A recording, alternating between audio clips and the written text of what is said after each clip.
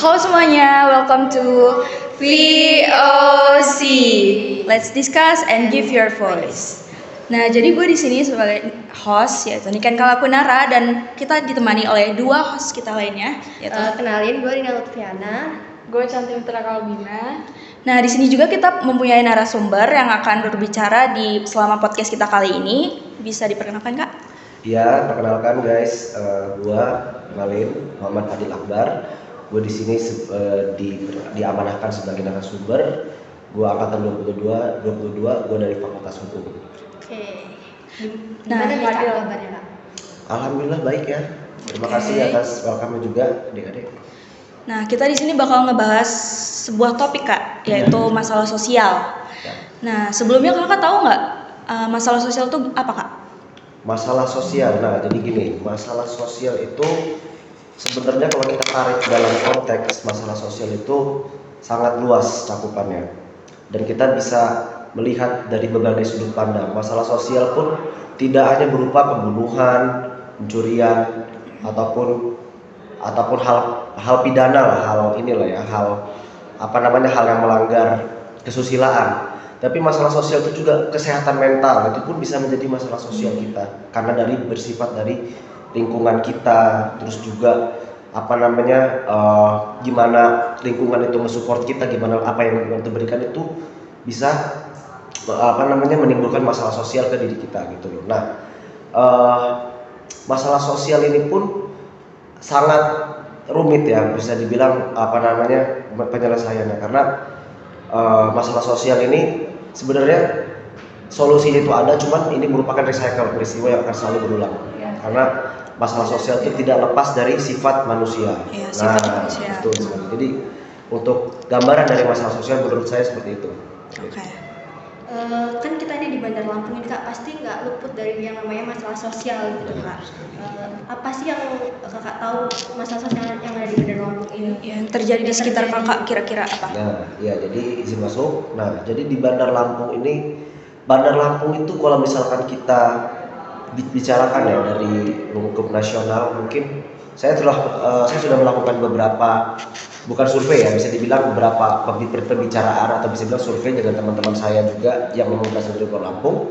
Lampung ini sudah dicap sebagai kota kejahatan, terutama Lampung Timur. Apalagi begal. Nah, ya begal. Terkenal begal. Enggak pernah nonton aja. Dia jangan menggunakan survei empiris lah, fakta lapangan. Nah, jadi masalah sosial yang ada di kalau khusus di Bandar Lampung itu lebih kepada kebanyakan masalah sosial yang bersifat kesusilaan. Contoh yang begalan. Dan sekarang juga kita bisa melihat tuh jika kita melihat peristiwa misalkan di IG Lampung. Kalian tahu kan IG Lampung? Itu sering banget, hampir setiap hari ada masalah sosial. Contoh, nggak usah jauh-jauh masalah, nggak usah lah.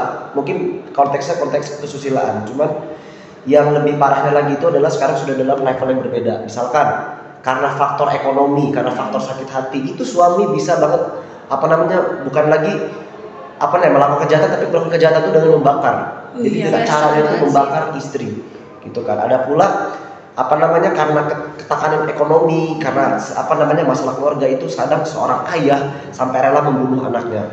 Gitu, demi alasan seperti contoh supaya anak saya tidak pantas hidup karena saya seperti ini sama orang tua. Itu banyak sih sekarang. Itu banyak sekarang gitu. Kalau misalkan kalian mengikuti Infokia atau misalkan kalian mengikuti Lampung Gate News, itu banyak banget masalah-masalah kayak gitu. Nah, dan saya juga ingin di sini ya teman-teman semua ingin memberikan contoh masalah sosial di dalam konteks lain. Boleh, Kak. Seperti contoh masalah sosial dalam kesehatan mental sekarang. Nah, sekarang itu kan kenakalan remaja atau misalkan masalah sosial, ya kenakalan remaja ya bisa lebih tepatnya, itu lahir dari lingkungan dari orang tua yang memang tidak berhasil, mungkin tidak capable, kurang support. Nah, ketika sebuah pribadi kita sejak kecil itu sudah salah asupan kasih sayang, asupan etika. Nah, itu ketika anak sudah tumbuh dewasa, sudah puber, sudah kenal lingkungan, itu kadang susah untuk menyaring apa yang ingin dia tangkap.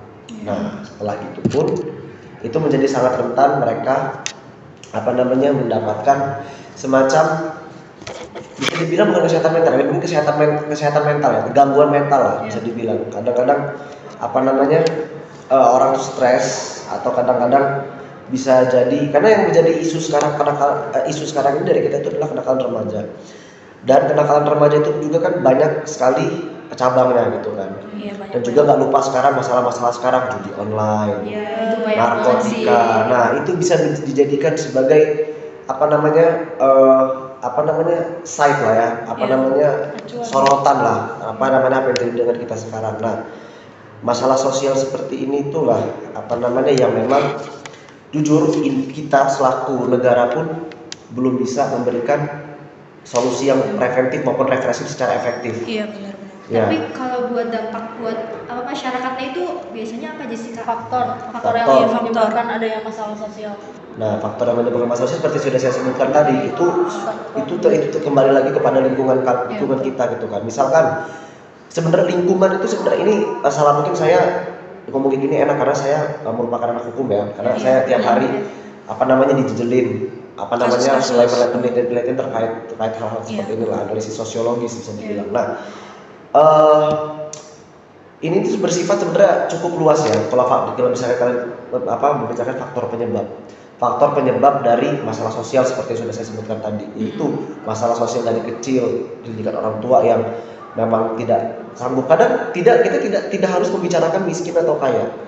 Kadang orang yang berkemampuan ekonomi pun itu bisa terjerumus dalam kenakalan remaja. Apa penyebabnya? Biasanya orang yang berkemampuan cukup ekonomi tapi orang tuanya itu pisah, atau salah satu orang tuanya meninggal. Nah, itu secara psikologis bisa sangat berdampak tuh kepada si pribadi si anak ini.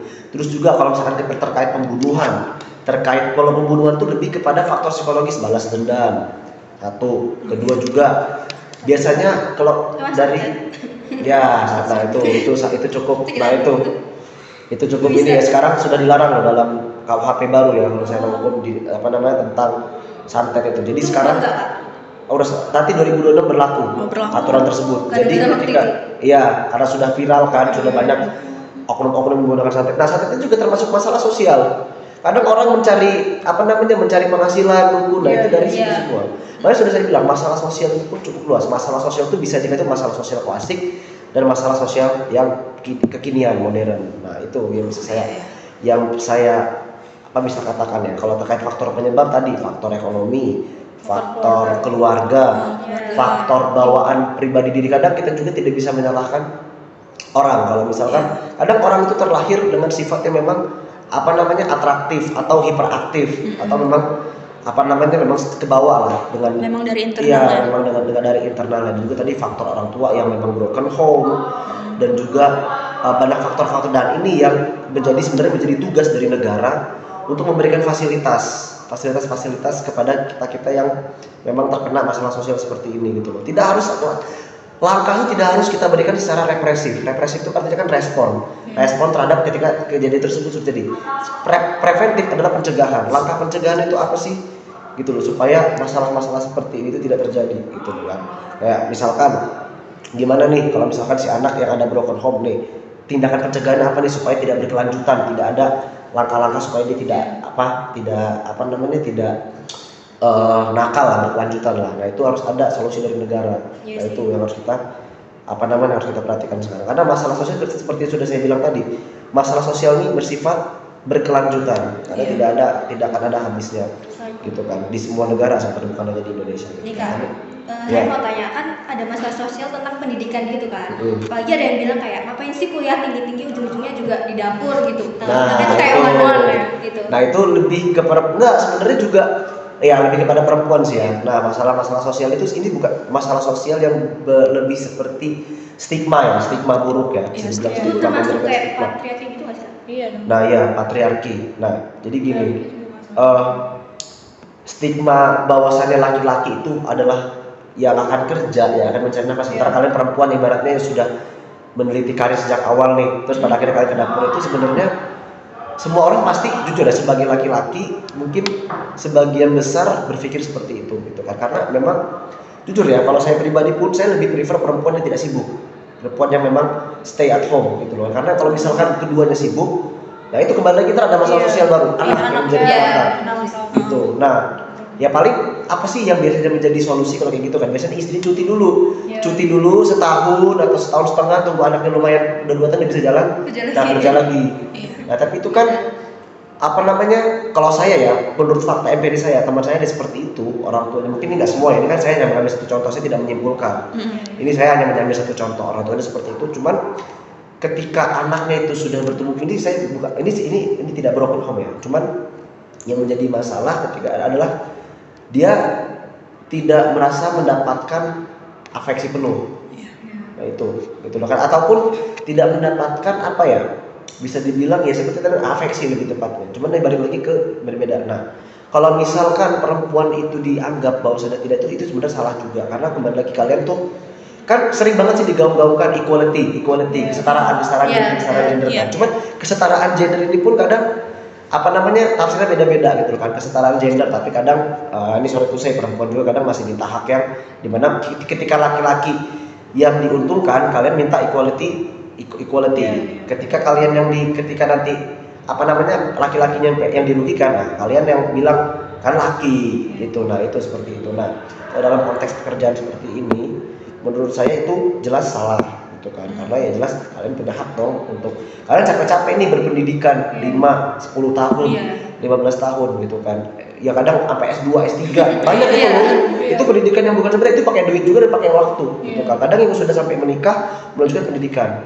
Nah itu ya hak kalian gitu kan. Cuman yang menjadi apa namanya, yang menjadi masalah adalah ini bukan apa namanya, ini merupakan bisa dibilang apa ya, diskriminasi gender kalau seperti ini. Kalau masalah sosial disebut diskriminasi gender kalau ada stigma seperti ini gitu kan. Cuman yang jelas apa namanya, sebagai laki-laki gitu kan, sebagai laki-laki ini bisa memfilternya aja. Misalkan nanti mendapatkan pasangan yang memang apa namanya, yang memang ambis, ya itu berarti tinggal balik lagi ke kitanya aja gitu loh, ngebaginya gimana gitu supaya memang kembali lagi ke agar anak yang tidak ditelantarkan. Nah kalau dari pandangan segi sosiologinya gimana Kak?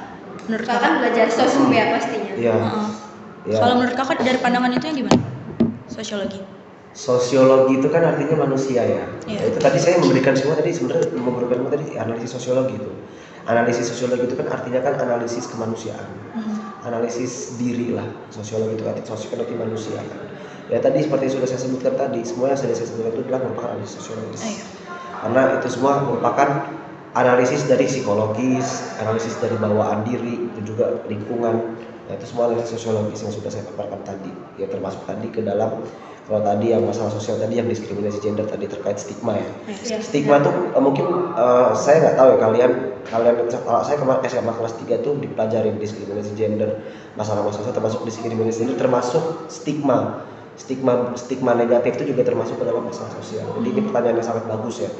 Apa namanya, menanyakan hal-hal seperti ini, kayak misalkan stigma terhadap apa namanya perempuan yang ujung balik ke dapur. Nah itu yang harus diselesaikan, karena balik lagi yang selalu digaung-gaungkan adalah equality. Cuman pelaksanaan dan implementasi dari equality itu pun masih belum jelas dan belum ada tolak ukur dan parameternya.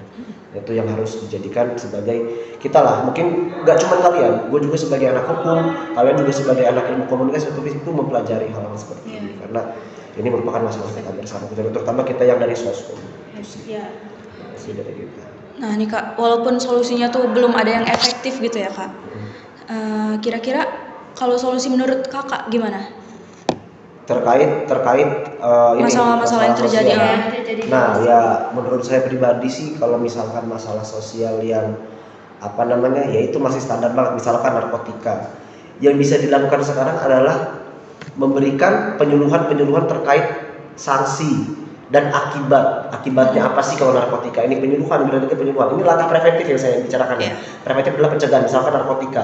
Preventif, ini solusi dari saya ya, solusi preventif dan solusi itu dua, preventif dan represif. Preventif dari saya adalah memberikan penyuluhan sosialisasi terkait nih bahaya narkotika, standar bahaya narkotika. Ini sudah ada sanksinya.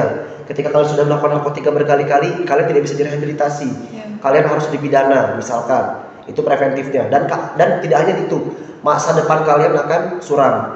Gak cuma ini, lihat kalian artis-artis yang terkena narkotika yang berkali-kali. Nah itu sering kali karirnya itu jadi bukan drop lagi, kalian selesai, duit habis, bayar kuasa hukum. Nah harta juga disita, keluarga juga jauh, keluarga juga pada apalagi mungkin ditinggal lah sama keluarga lah, nggak keluarga besar, nggak keluarga misalkan dari pasangan misalkan gitu kan.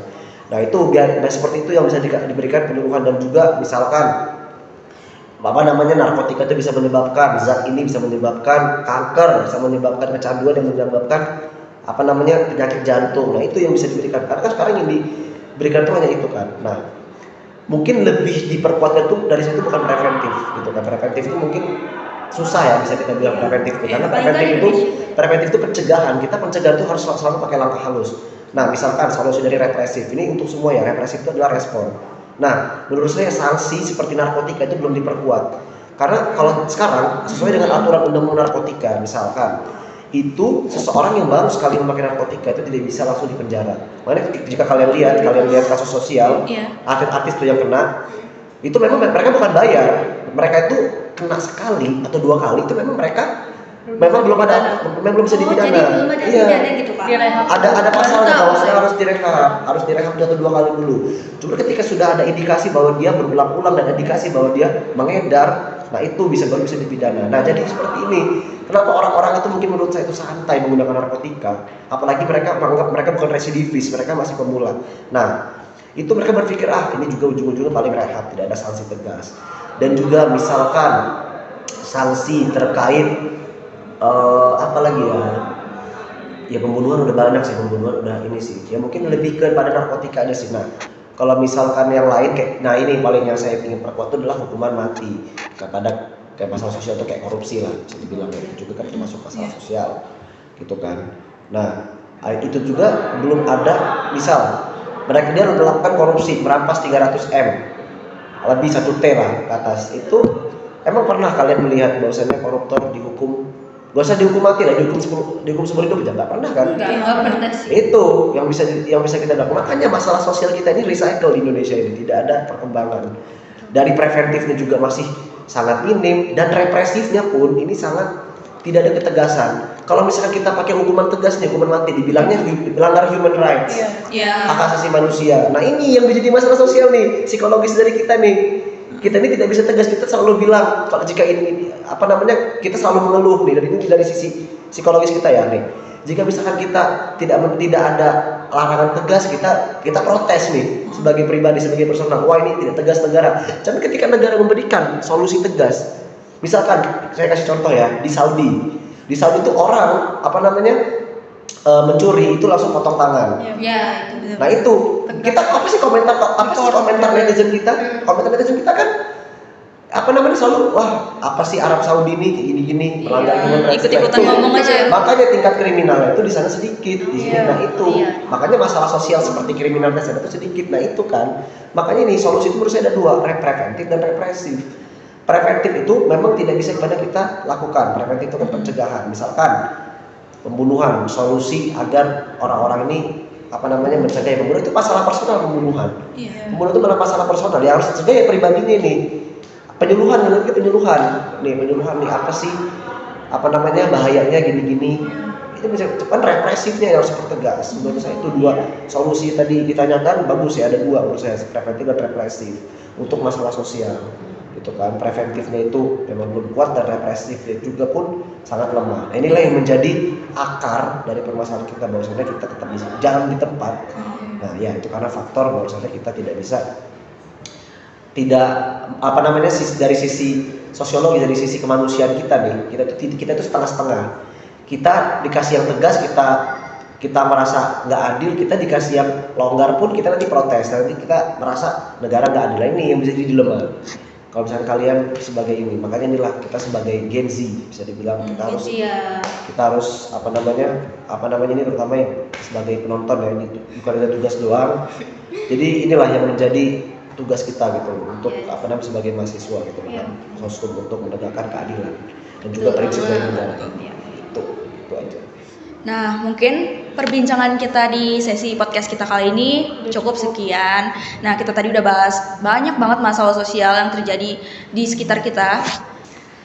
Sekian kami pamit undur diri. VOC. Bye bye.